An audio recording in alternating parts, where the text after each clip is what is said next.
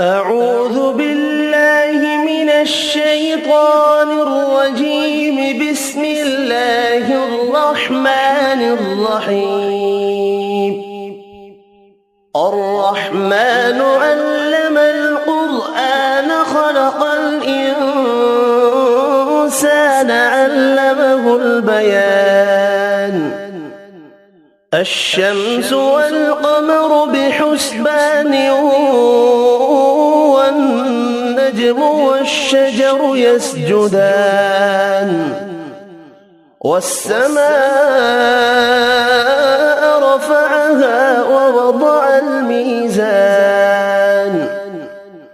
ألا تطغوا في الميزان وأقيموا الوزن بالقسط ولا تخسروا الميزان والأرض وضعها للأنام فيها فاكهة والنخل ذات الأكمام والحب ذو العصف والريحان. فبأي آلاء ربكما تكذبان؟ خلق الإنسان من صلصال كالفخار وخلق الجان من مارج من نار. فبأي آلاء ربكما تكذبان؟ رب المشرقين ورب المغربين. فبأي آلاء ربكما تكذبان؟ مرج البحرين يلتقيان بينهما برزخ لا يبغيان. فبأي آلاء ربكما تكذبان؟ يخرج منهما اللؤلؤ والمرجان. فبأي آلاء ربكما تكذبان؟ وله الجوار المنشآت في البحر كالأعلام. فبأي آلاء ربكما تكذبان؟ كل من عليها فان ويبقى وجه ربك ذو الجلال والإكرام. فبأي آلاء ربكما تكذبان؟ يسأله من في السماوات والأرض كل يوم هو في شأن. فبأي آلاء ربكما تكذبان؟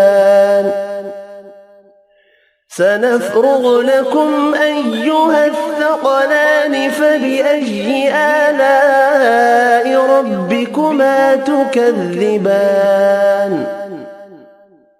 يا معشر الجن والإنس إن استطعتم أن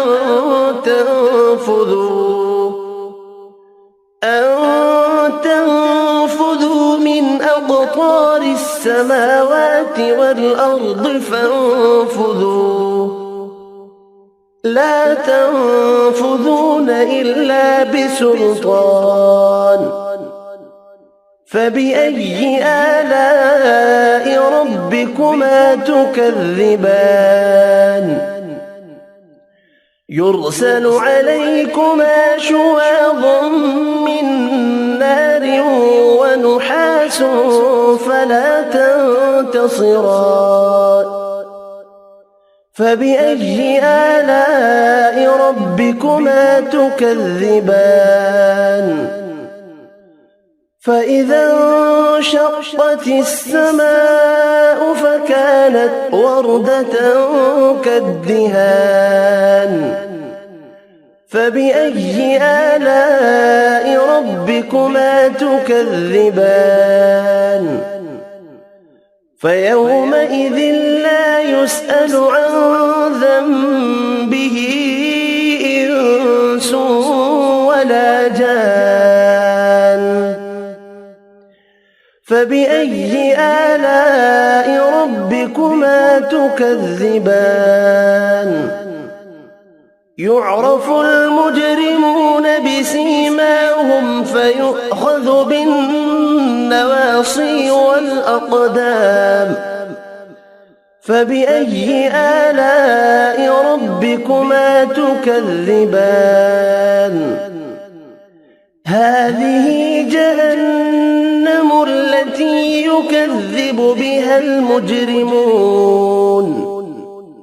يطوفون بينها وبين حميم آن فبأي آلاء ربكما تكذبان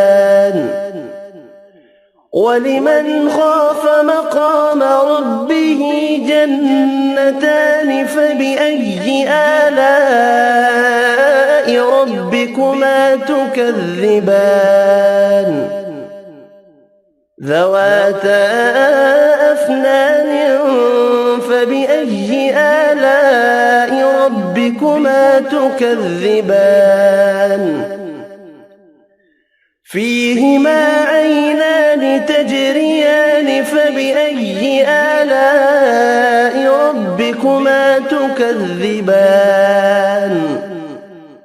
فيهما من كل فاكهة زوجان فبأي آلاء ربكما تكذبان